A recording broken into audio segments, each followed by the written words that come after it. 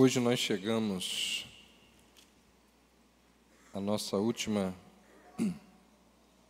série, à nossa última pregação na nossa série de mensagens na vida de Salomão, e ela é a continuação daquela série que nós vimos pregando sobre o livro de Eclesiastes, agridoce. E as mensagens aqui no livro de Salomão foram, com a de hoje, 10 mensagens. Quando um pastor se prepara para pregar, aqueles que gostam, de estudar e que o fazem, a maior dificuldade deles não é com o que falar. A maior dificuldade é com o que deixar de fora. Porque a quantidade de verdades que podem ser ditas em cima de um texto bíblico, em cima de um tema, é muito grande. Por que eu estou mencionando isso? Porque conquanto nós tenhamos usado 10 mensagens aqui para falar da vida de Salomão, o que existe acerca da vida de Salomão e as mensagens que foram escritas, pregadas sobre ele, são muitas. E como eu me despeço aqui de Salomão, eu queria fazer isso antes, de deixarmos a vida de Salomão, indicar àqueles que desejarem esse livro aqui que fala sobre a vida de Salomão. Grande parte do que eu falei aqui ao longo dessas 10 mensagens, eu usei esse livro aqui, do Philip Ryken, que é um expositor bíblico encantador. E eu nem arranhei, nem cheguei perto das coisas que o Ryken fala aqui nesse livro. É um livro encantador, de fácil leitura, vale a pena você adquirir esse livro. Se alguém quiser dar uma olhada depois, pode vir aqui comigo. É da editora Vida Nova, uma das boas e grandes editoras que nós temos aqui no nosso país. Dito isso, vamos abrir aí no capítulo 11 de 1 Reis, que é o capítulo que narra a morte de Salomão. Mas antes de falar da morte, nós ainda temos algumas informações sobre a vida deste homem. 1 Reis 11, versos 11 e 12 dizem: Disse o Senhor a Salomão: visto que assim procedeste, e não guardaste a minha aliança, nem os meus estatutos que te mandei, tirarei de ti este reino e o darei a teu servo. Contudo, não o farei nos teus dias, por amor de Davi teu pai, da mão de teu filho o tirarei. Vamos orar?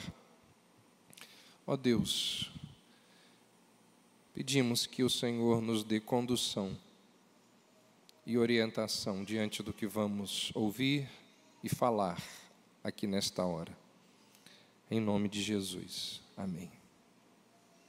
Semana passada, nós falamos sobre tragédias e vimos que elas sempre produzem grande sofrimento.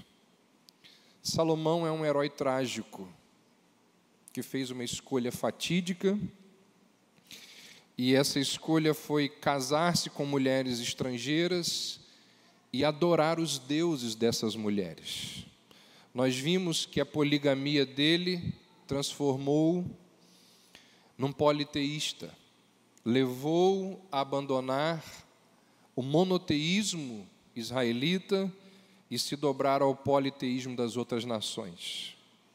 E o resultado dessa trágica decisão de Salomão foi um intenso sofrimento para ele, para sua família e para o seu reino. E por que a tragédia de Salomão é relatada aqui nesse texto?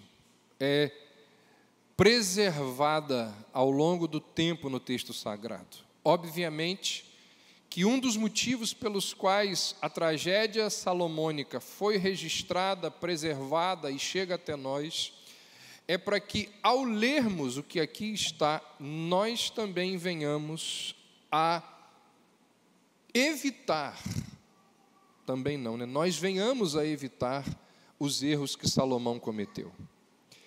E uma das primeiras coisas que esse texto aqui, que descreve a queda de Salomão, ele nos ensina, logo de cara, através do sofrimento de Salomão, nós vemos que Deus fica triste, zangado, indignado com as nossas iniquidades, com os nossos pecados. Eu chamo a sua atenção aí para o verso 9, olha o que diz: pelo que o Senhor se indignou contra Salomão, porque o coração dele havia se desviado. Você percebe? Não foi simplesmente o pecado que deixou Deus indignado. Foi o homem que cometeu esse pecado que vai se tornar objeto da ira divina. E isso nos lembra, isso nos ensina que não é possível fazer separação entre o pecado e o pecador. Sabe aquela história que Deus ama o pecador, odeia o pecado, mas ama o pecador? Não é bem assim. Não é bem assim. O texto diz que Deus se indignou contra Salomão, porque ele se desviou dos caminhos do Senhor. Você sabe que nós vivemos dias onde as pessoas querem liberdade para fazer aquilo que elas bem entendem. Nós vivemos dias imorais e amorais, quando a maioria das pessoas não pondera sobre fazer aquilo que é certo e aquilo que é errado. Vivemos tempos onde as pessoas gostam de pensar que aquilo que elas fazem é de foro pessoal, de foro individual. Ou seja, não é da conta de ninguém. O que eu faço não é da conta de ninguém. É problema meu e ninguém tem nada a ver com isso. Vivemos dias onde as pessoas ficam altamente ofendidas quando elas são questionadas em alguma área da sua moralidade individual. Quando isso acontece, rapidamente elas reagem dizendo assim: o que você tem a ver com isso?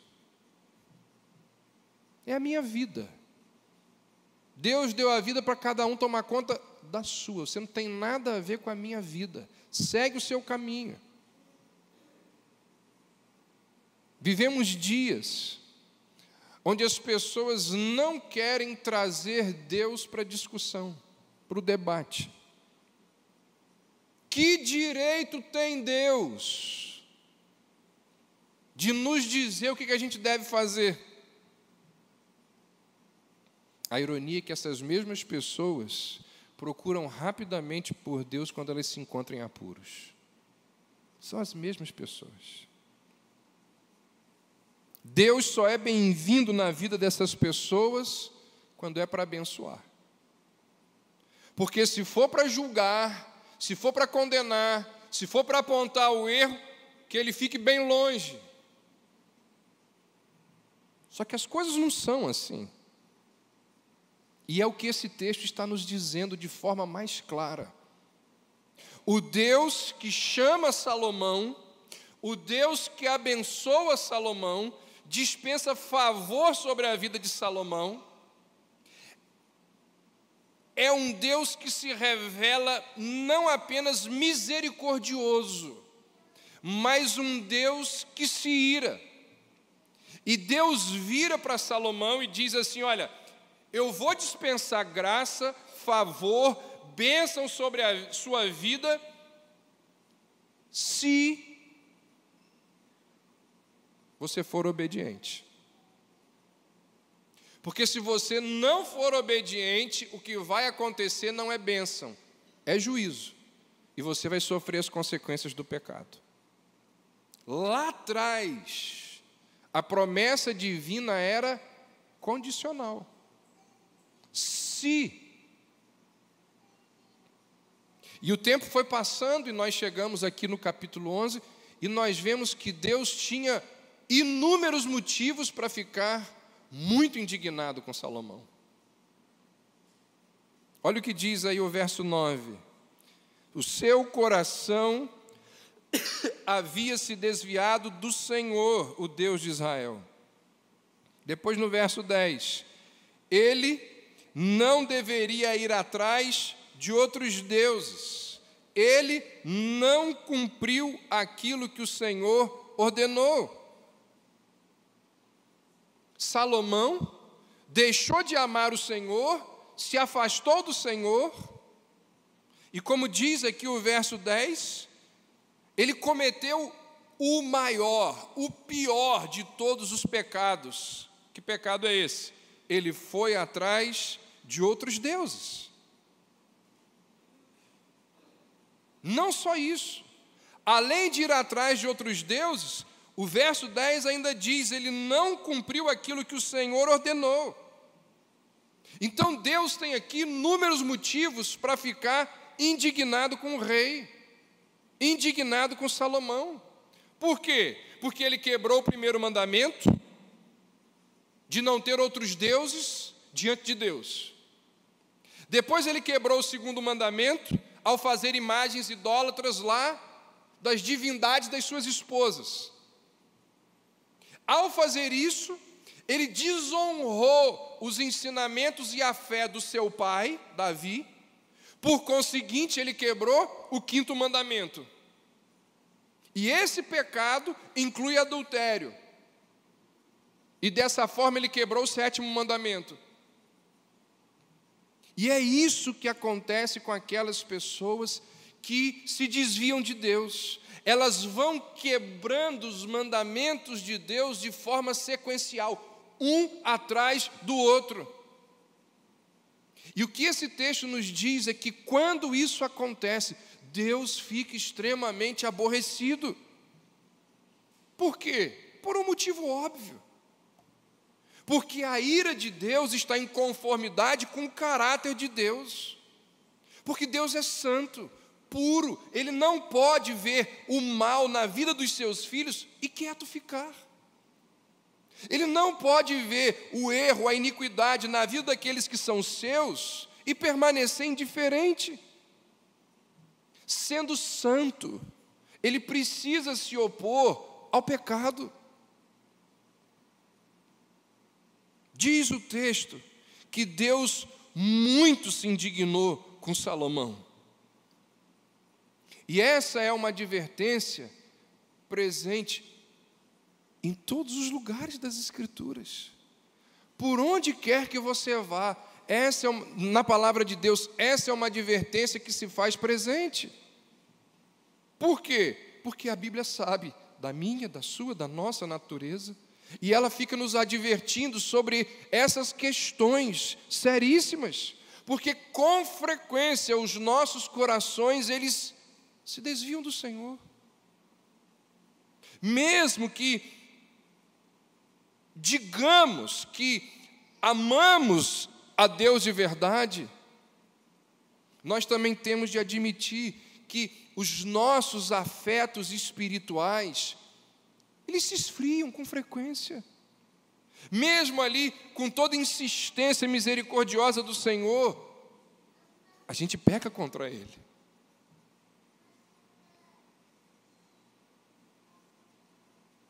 E de todos os pecados que eu e você, nós seres humanos, insistimos em cometer, o maior e o mais condenado de todos, pela palavra de Deus, é o pecado da idolatria. Se há um pecado que Deus trata de forma severa, rápida, nas Escrituras é a idolatria. E nós temos essa tendência de elevarmos as coisas materiais a uma posição que elas não deveriam ocupar. De transformar as dádivas divinas em ídolos nas nossas vidas. Por isso que, ao longo ali da série que pregamos em Eclesiastes, nós vimos que essa foi uma das grandes questões, e é uma das grandes questões desse livro, o perigo de trocarmos o doador pelas dádivas.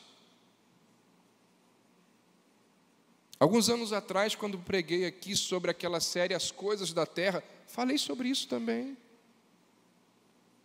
E o que a história de Salomão, no fim dela, porque como vamos ver aqui no final do capítulo 11, é descrito a morte de Salomão.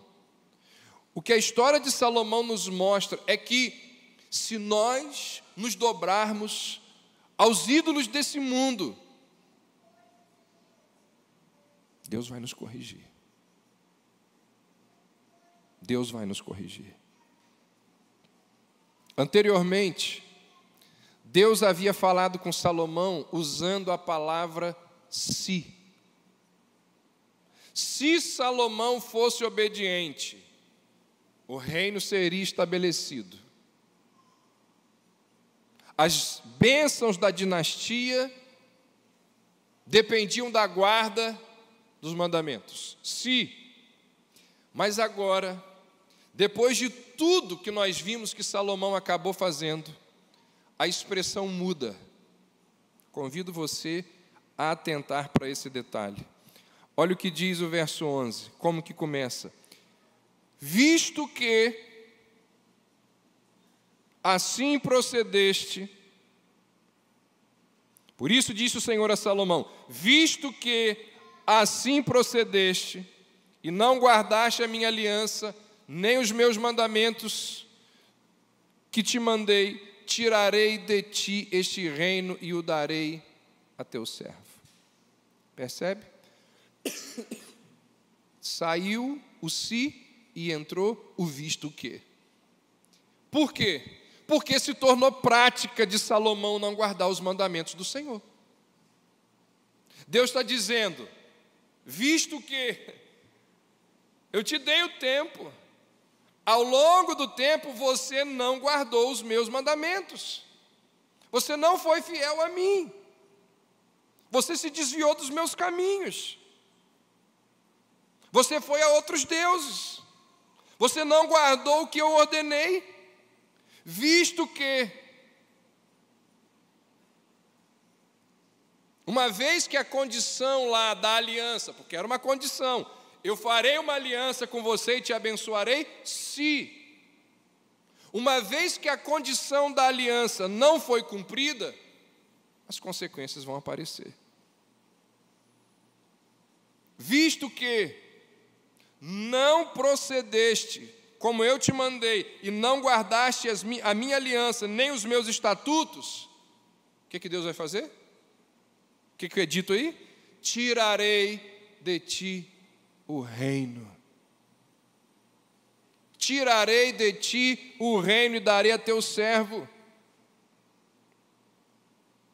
Embora Salomão não viesse a perder o reino imediatamente, as dificuldades que ele começou a enfrentar mostraram uma catástrofe que estava por vir. Eu disse aqui, algumas mensagens atrás, que o reino de Salomão gozava de paz. Ninguém ameaçava Salomão. Visto que os problemas começaram a acontecer. Salomão começou a ter adversários. E é o que a continuação da narrativa nos mostra. Olha aí o que diz o verso 14. Levantou o Senhor contra Salomão um adversário. Na verdade, o texto vai falar de dois adversários, Hadad e Rezon. O primeiro deles está aí. Hadad, o edomita, ele era da casa real de Edom. Hoje pela manhã falei aqui na EBD. Os edomitas, eles eram descendentes de Esaú. Os israelitas vinham de Jacó. E a rivalidade entre esses dois povos, histórica. 2 Samuel 8 vai dizer que, num determinado momento, os homens de Davi mataram quase 20.000 edomitas e escravizaram tantos outros. Davi morre, entra a época de Salomão, e nessa época aconteceram também alguns episódios entre esses dois povos. Olha o que diz aí o verso 15 e 16. Porque estando Davi em Edom, e tendo subido Joabe, comandante do exército, a sepultar os mortos, feriu todos os varões em Edom. Porque Joabe ficou ali 6 meses com todo Israel, até que eliminou todos os varões em Edom. Obviamente que os poucos edomitas que sobraram tinham ódio. Não eram favoráveis à dinastia davídica. E esse homem aqui mencionado no verso 14, Hadad, é o único membro da família real de Edom que escapou com vida. É o que nos diz aí o verso 17, olha aí. Hadad, porém, fugiu, e com ele alguns homens edomitas, dos servos de seu pai, para ir ao Egito. Nessa época, diz o texto, era Hadad ainda muito jovem. Ele foge, busca exílio no Egito, vive ali. Diz a Bíblia que ele vai prosperar ali. Olha o que diz o verso 18. Partiram de Midian e seguiram a Parã, de onde tomaram consigo homens e chegaram ao Egito, a Faraó, rei do Egito, o qual deu a Hadad uma casa, ele prometeu sustento e lhe deu terras. Achou Hadad grande mercê por parte de Faraó, tanto que este lhe deu por mulher a irmã de sua própria mulher, a irmã de Táfnis, a rainha. A irmã de Táfnis deu-lhe à luz seu filho, Genubate, o qual Táfnis criou na casa de Faraó, onde Genubate ficou entre os filhos de Faraó. Ele não só vai para o Egito, ele cresce no Egito. Ele é abençoado no Egito. E apesar de tudo que ele experimenta ali no Egito, ele não esquece daquilo que os israelitas fizeram ao povo dele. Ele fica lá no Egito, esperando a hora de agir. Uma vítima amargurada, que vai, com o passar dos anos, alimentando ressentimento, reunindo forças, esperando o momento certo de se vingar. E quando a oportunidade finalmente aparece, ele não deixa escapar, ele vai atrás dela. Olha o que diz o verso 21. Tendo, pois, Hadad ouvido no Egito que Davi descansara com seus pais e que Joabe, comandante do exército, era morto, disse a Faraó: deixa-me voltar para minha terra. Então Faraó lhe disse: o que te falta comigo, que procuras partir para a sua terra? Respondeu ele: nada, porém, deixe-me ir. Hadad convence o Faraó a deixá-lo ir, e a partir desse momento, os edomitas começam a hostilizar Salomão, solapando ali, de pouquinho em pouquinho, o reino de Salomão.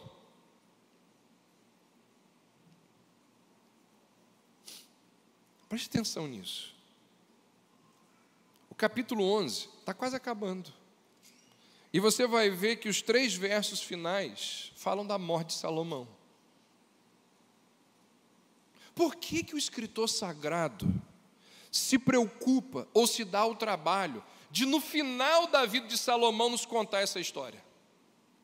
Porque, à primeira vista, essa relação dos edomitas com os israelitas parece não ter nada a ver com a história de Salomão. Mas quando a gente analisa aqui o contexto, a gente percebe que essa história está aqui pelo menos por 2 motivos. Primeiro, porque a vingança de Hadad é uma das consequências do pecado de Salomão. A partir desse momento, quando Deus vira e diz assim: visto que você não foi fiel, visto que você não cumpriu os meus estatutos, visto que você não cumpriu as minhas ordens, eu vou tirar o reino de você, e você vai começar a ter problema. Aí Deus vai e levanta Haddad, que está onde? Lá no Egito, quietinho. Mas a notícia chega lá, e aí ele começa a se mover para vir perturbar Salomão. Quem fez isso? Deus. Se você ver no verso 14, nós lemos, mas eu quero ressaltar isso aqui nesse momento. O verso 14 diz claramente que quem levantou Haddad como adversário a Salomão foi Deus. Olha aí, levantou o Senhor contra Salomão um adversário, Haddad, o edomita. Foi Deus. Olha aqui para mim.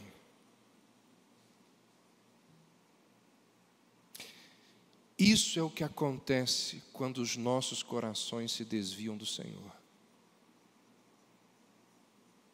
Deus levanta adversários contra nós.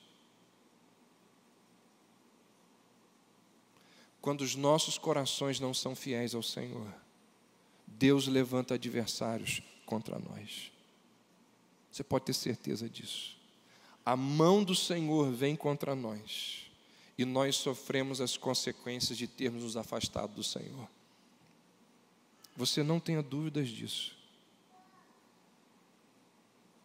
Se nós adotarmos um estilo de vida, uma postura, uma filosofia de vida que desconsidera o Senhor e que coloca no lugar do Senhor nas nossas vidas alguns ídolos, adversários serão colocados no nosso caminho e nós precisaremos lidar com eles. Fica claro aqui no texto isso. Outro motivo pelo qual o texto descreve uma história que parece não ter nenhuma ligação com Salomão é porque a história de Haddad é parecida com a história de Israel quando esteve no Egito. E tem implicação aqui. Onde que Haddad está? No Egito. Lembra?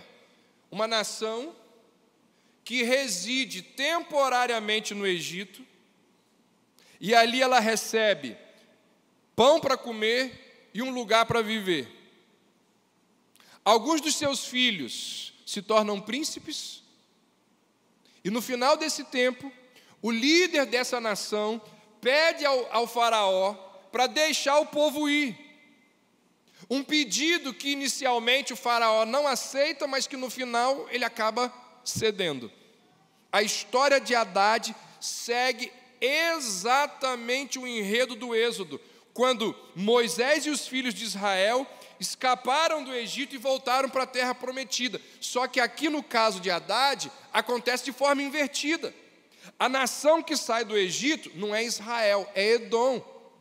E ela é guiada, essa guinada, ela é obra de Deus, não para benefício, mas para juízo de Israel. É inversão. O texto continua. E depois de falar de Haddad, o relato bíblico conta a história de Rezon. Haddad estava hostilizando Salomão no sul. Rezon vai hostilizar Salomão no norte. Olha aí, peço que você olhe. Também, verso 23. Também Deus levantou a Salomão outro adversário, Rezon, filho de Elíada, que havia fugido de seu senhor, Hadadezer, rei de Zobá. Ele ajuntou homens e fez capitão de um bando. Depois do morticínio feito por Davi, eles se foram para Damasco, onde habitaram e onde constituíram rei a Rezon. Este foi o adversário de Israel por todos os dias de Salomão. Fez-lhe mal como Haddad, detestava a Israel e reinava sobre a Síria. Esse relato, ele tem tanta relevância política quanto a mais recente informação que apareceu aí hoje à tarde numa rede social ou em qualquer canal de televisão. Por quê? Porque ainda hoje existe uma briga contínua entre Israel e Síria. Até hoje. Como que terminou aqui o verso 25? Uma briga entre quem? Israel e Síria. Os livros de 1ª e 2ª Reis, o que você encontra ali? A descrição desse conflito, onde os sírios estão atacando os israelitas continuamente. Nos dias anteriores à dinastia davídica, quando Saul era o rei de Israel, não sei quantos de vocês se lembram ou conhecem a história, entre a unção e a coroação de Davi, Davi viveu a vida fugindo de Saul. E Davi liderou ali um bando de salteadores. Só que agora a situação é invertida. A casa de Davi não está no ataque, a casa de Davi está sob ataque. Salomão aqui está fazendo o papel de Saul e Rezon o papel de Davi. Ele está liderando um grupo de salteadores para vir contra Salomão. Ou seja, o que a gente tem aqui? Um claro sinal de que a dinastia davídica estava debaixo do juízo de Deus. Percebe? Você está entendendo o que está dizendo aqui em 1 Reis 11? Deus está dizendo assim: Salomão, lembra que foi o texto lá no início que a gente leu, no início aqui? Visto que,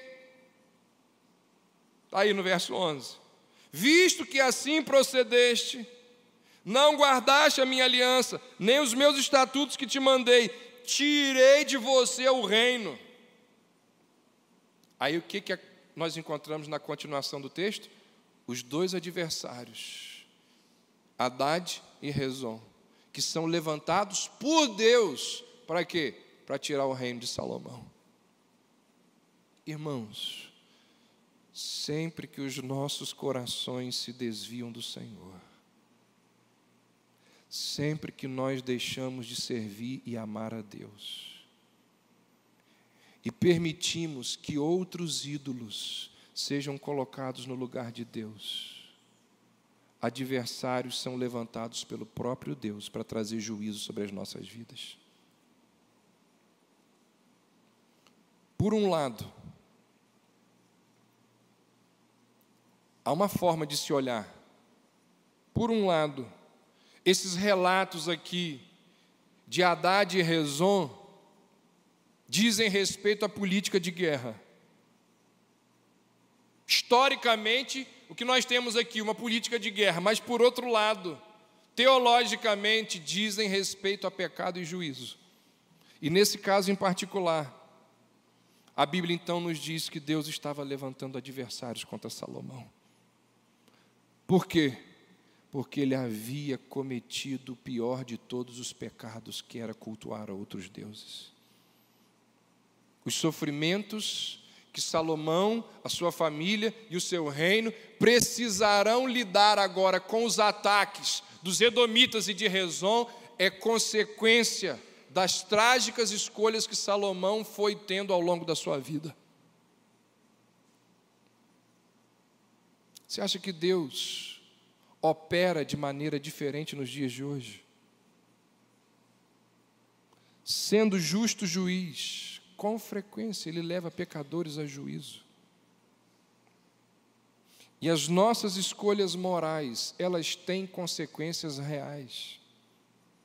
Saiba disso. A forma como nós gastamos o nosso dinheiro, a maneira com a qual nós lidamos com questões de sexo, a forma como nós lidamos e tratamos com aquelas pessoas próximas a nós, a nossa postura em relação à igreja, em relação à sociedade, em relação... Nós somos responsáveis pelas decisões que nós tomamos.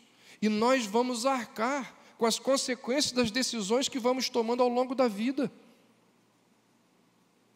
Você pode ter certeza que muitos sofrimentos pelos quais você passa hoje, enfrenta hoje, foi por causa de decisões equivocadas, erradas, que você tomou há 1, 5 anos atrás. Você vai colhendo isso ao longo da vida. Um casamento errado, uma relação errada, o emprego errado, a igreja errada.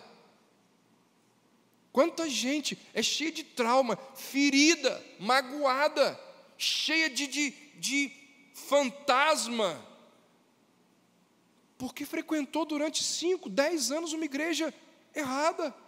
Quem crê errado vive mal.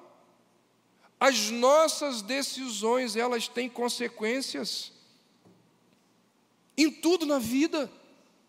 Existe muito problema de saúde que é resultado de quê? Gula e preguiça. Já não há mais o que fazer. 15, 20 anos de gula e preguiça. Agora é tratar das consequências, mas resolver não vai. Decisões erradas. Quanta amargura familiar é resultado de orgulho, de falta de perdão, porque os pais não tiveram a sabedoria de educar os filhos num contexto de amor, de perdão, de disciplina, mas acompanhada de compaixão. Quantas relações que se encerram, que não existem mais porque as pessoas são ásperas, são rabugentas. Ou seja, nós vamos colhendo as consequências dos nossos atos. É o que a vida de Salomão nos ensina. Quanta solidão que é filha de avareza. A pessoa morre sozinha porque ao longo da vida foi um avarento. Ninguém se relaciona mais, ninguém quer saber. Então você pode ter certeza. Assim como Salomão sofreu as consequências dos atos dele, do afastamento dele do Senhor, existem muitos sofrimentos pelos quais nós passamos, porque são resultados dos nossos pecados, das nossas decisões equivocadas. Deus é claro para dizer isso a Salomão, visto que você não cumpriu, o reino foi retirado das suas mãos. E aí, só lembrando, que para aqueles que pertencem a Deus, esse tipo de juízo aqui não é punitivo, é corretivo. Já tratamos disso em outras oportunidades. Para o ímpio é punição, para o Filho de Deus é correção. O texto continua. E ao mesmo tempo em que nós vemos Deus agindo com justiça contra Salomão, por causa da sua idolatria, por causa do seu pecado, nós vemos que Deus vai agir com misericórdia por causa do seu povo. Por causa do povo, Deus tem misericórdia.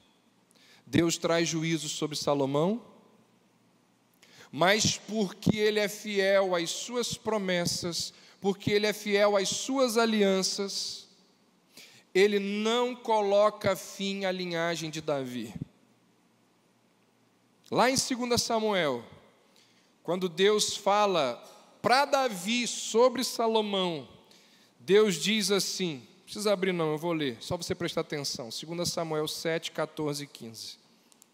Deus falando com Davi sobre Salomão. Quando ele cometer iniquidade, eu o disciplinarei com a vara dos homens, com o açoite dos filhos dos homens, mas não se afastará dele o meu amor inabalável. Ou seja, qualquer juízo que Salomão sofresse seria corretivo, não destrutivo, porque o amor de Deus, como nós cantamos aqui, o amor de Deus jamais o abandonaria. Deus prometeu que a casa, o reino, o trono de Davi duraria para sempre. E Deus nunca volta atrás nas suas promessas. A justiça divina sobre ele foi amenizada por causa da sua misericórdia. Olha o que diz o verso 12. nesse contexto do capítulo 11: contudo, não o farei nos teus dias, por amor de Davi teu pai, da mão de teu filho tirarei. Viu só? O verso 11 é Deus dizendo: olha, acabou para você, acabou, tirarei o reino, mas não nos seus dias. O reino não se perderia até que Salomão morresse, é o que diz o verso 13, olha aí. Não tirarei o reino todo, darei uma tribo a teu filho, por amor de Davi meu servo, e por amor de Jerusalém que escolhi. Mesmo em sua ira, Deus se lembrou da misericórdia. Na sua ira, Deus se lembrou das promessas feitas a Davi, bem como a Israel. Na sua ira, Deus se lembrou que havia prometido um reino eterno ao seu povo. E por causa dessas promessas, Ele iria proteger ali a tribo de Judá, preservaria a linhagem real, para que na plenitude dos tempos, o Salvador, vindo da onde? Da casa de Davi, subisse ao trono eterno de Deus. Ou seja, é um negócio encantador que a gente tem aqui. É um negócio encantador. Deus vira para Salomão e diz assim: rapaz, o que você fez? Eu tinha dito para você que se você fosse fiel a mim, eu ia te abençoar, ia dar tudo certo. Mas você foi atrás de outros deuses, você fez um monte de coisa errada. Você se casou com as mulheres que não devia e adorou os deuses delas. Visto que você fez isso, eu vou tirar de você o reino. Mas, ainda assim, por causa das minhas promessas ao seu povo, à sua casa, eu vou agir com misericórdia. É aquela oração que Abacuque fez: Senhor, na tua ira, lembra-te da misericórdia. É o que a gente tem aqui. Irmãos, se naquele momento de ira, Deus não tivesse misericórdia, na verdade não só aqui, mas ao longo da história da redenção, sempre que o povo de Deus foi atrás de outros deuses e trocou o Senhor, se Deus não agisse com misericórdia, nenhuma das promessas de salvação se concretizaria.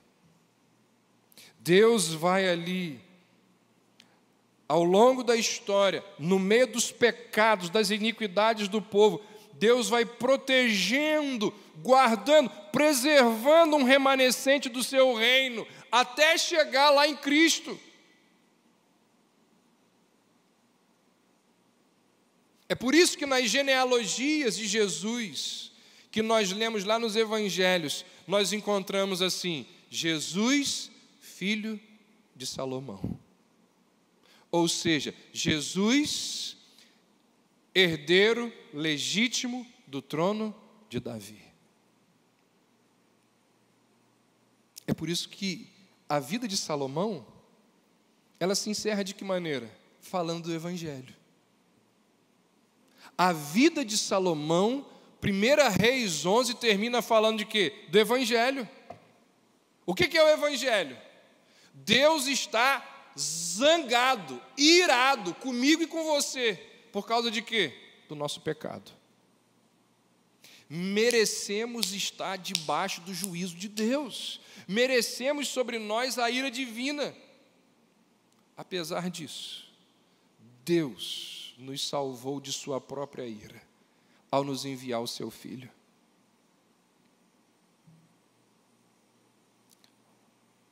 E o Filho entra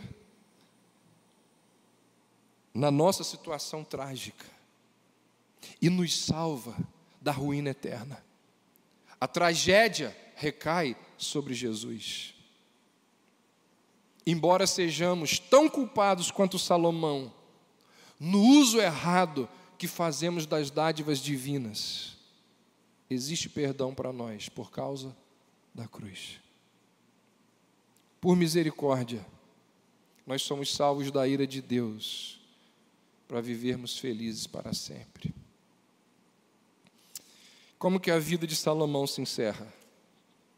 Olha aí o final do capítulo. Versos 41 a 43. Quanto aos mais atos de Salomão, e tudo quanto fez, e a sua sabedoria, porventura não estão escritos no livro da história de Salomão? Foi de 40 anos o tempo que reinou Salomão em Jerusalém sobre todo Israel. Descansou com seus pais e foi sepultado na cidade de Davi, seu pai. E Roboão, seu filho, reinou em seu lugar. Acaba aqui a história dele. Se você começar a ler o próximo capítulo, você vai ver que aqui é a narrativa do reinado de Roboão, filho de Salomão. Epitáfio é a palavra final a respeito da vida de alguém. Um epitáfio é algo que é escrito ali numa lápide ou num monumento. E aquele epitáfio, aquela pequena frase, ele vai captar o significado da existência de alguém, numa frase bem curta. Existem epitáfios muito famosos. Por exemplo, um dos mais famosos epitáfios que lembram da nossa mortalidade é de uma inscrição latina que diz assim: hoje para mim, amanhã para ti. Um epitáfio histórico, muito conhecido. Existem outros epitáfios que lembram da dívida que nós temos com alguns outros homens. Por exemplo, na lápide de alguns soldados americanos que morreram na Segunda Guerra Mundial, está escrito o seguinte: alguém que passa ali e vê a lápide de um soldado americano, está escrito: quando você for para casa, conte aos seus filhos sobre nós e diga, pelo amanhã de vocês, estes deram o seu hoje. Existem também alguns epitáfios que dão testemunho da graça salvadora de Cristo. Ruth Graham, esposa lá do grande Billy Graham, desejosa de falar da ação do Espírito Santo na sua vida, ela tomou o seu epitáfio de uma placa de sinalização de uma estrada e pediu que colocassem no seu túmulo o seguinte: fim das obras, obrigada por sua paciência. Um dia, a morte vai vir sobre cada um de nós, assim como vem para todos os seres humanos. Se não vier hoje, virá amanhã, em algum amanhã. E quando a morte vier sobre você, o que as pessoas vão escrever na sua lápide? Como seria o seu epitáfio? O que você acha que as pessoas diriam sobre você quando o seu tempo de vida aqui na terra tiver acabado?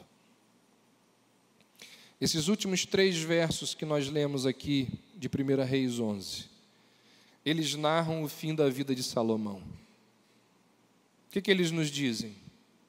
Nos falam aqui de alguns documentos perdidos que tratam da vida de Salomão.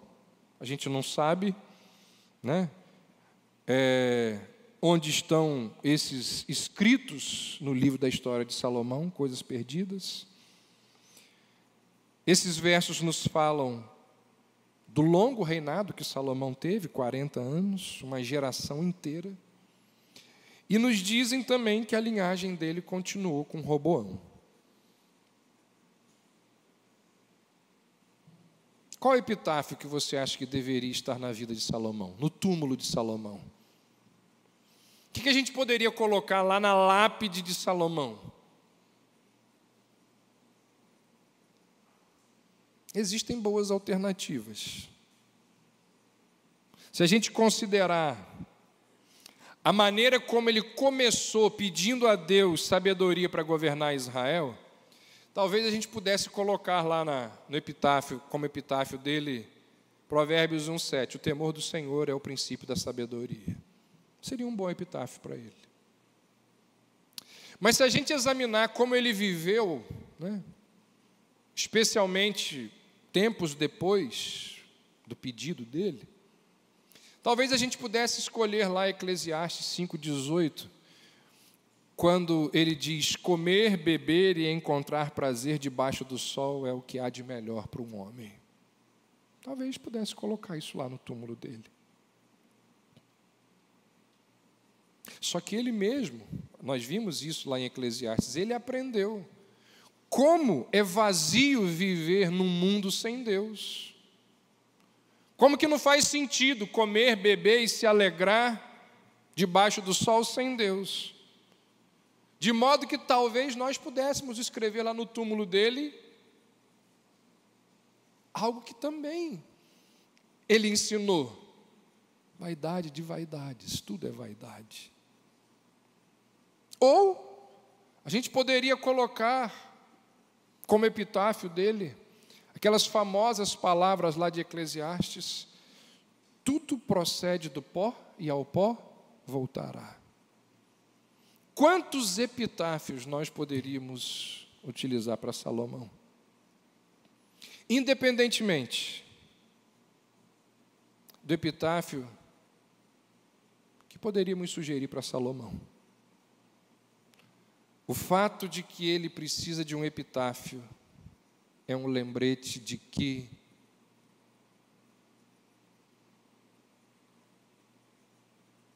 homens como Salomão também morrem. Até mesmo homens como Salomão morrem. Tem limites. Aquele homem que num determinado momento da sua vida, lembra lá da quantidade de carne, de pães, de comida que existia no reino dele diariamente? Aquele homem que teve um poder absurdo, aquele homem cuja rainha viajou mais de 2.000 quilômetros para ver a grandiosidade do reino dele, quando lá chegou, disse: não me contaram nem a metade. Aquele homem que teve uma glória impressionante, esse homem morreu. Até mesmo um homem como Salomão morre. E isso é algo impressionante. Agora, a Bíblia nos conta acerca de um homem que foi maior do que Salomão, que tem um reino maior e mais glorioso do que o reino de Salomão. A Bíblia nos fala desse rei que foi um rei sem o quê? Epitáfio. Um rei sem epitáfio. Ninguém nunca registrou uma vírgula no túmulo de Jesus. As pessoas sequer tiveram tempo de preparar o corpo dele para o sepultamento. As mulheres foram lá, lembra? Na manhã, domingo, foram lá preparar o corpo dele, mas nem tiveram tempo.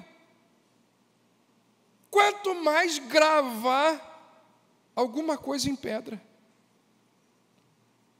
Que epitáfio você escreveria para um homem que voltaria à vida no terceiro dia?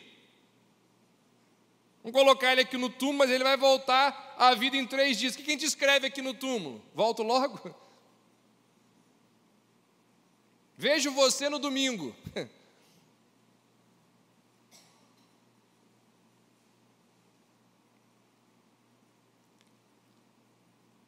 Aqueles 3 dias teve um epitáfio, que foi proferido, sabe por quem? Pelos anjos. Os anjos disseram assim: ele não está mais aqui, ele ressuscitou.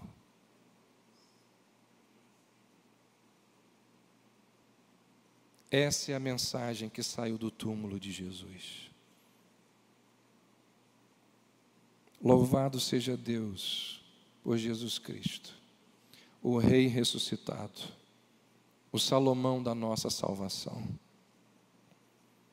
E pelo poder da sua ressurreição, nós seremos capazes de servir a Cristo até o fim das nossas vidas. E depois do fim das nossas vidas, eu e você, aqueles que nós amamos que já partiram, todos nós ressuscitaremos, juntos com Salomão e com todos os filhos de Deus, para oferecer a Jesus Cristo, nosso Salvador, uma eternidade de louvor. Até mesmo homens como Salomão morrem, mas Jesus Cristo não ficou preso no túmulo. É por isso que a história de Salomão, ela se encerra falando do Evangelho, apontando para o Evangelho.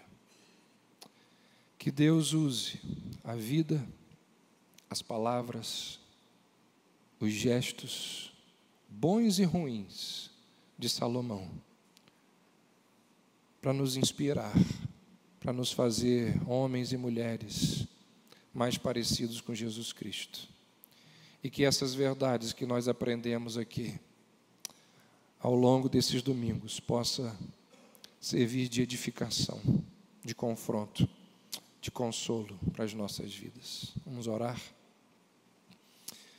Ó Deus, agradecemos o privilégio de, ao longo desse tempo, nos debruçarmos aqui nessas verdades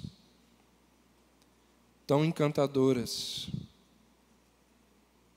tão consoladoras, mas também que nos confrontam,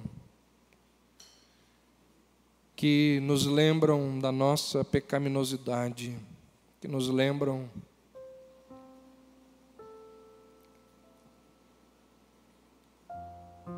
da nossa necessidade de estarmos constantemente buscando ao Senhor. Ó Deus, tem misericórdia de nós. Ajuda-nos diante de tudo que ouvimos. Que essas verdades tragam edificação às nossas vidas e honra ao Teu nome. É o que nós te pedimos em nome de Jesus.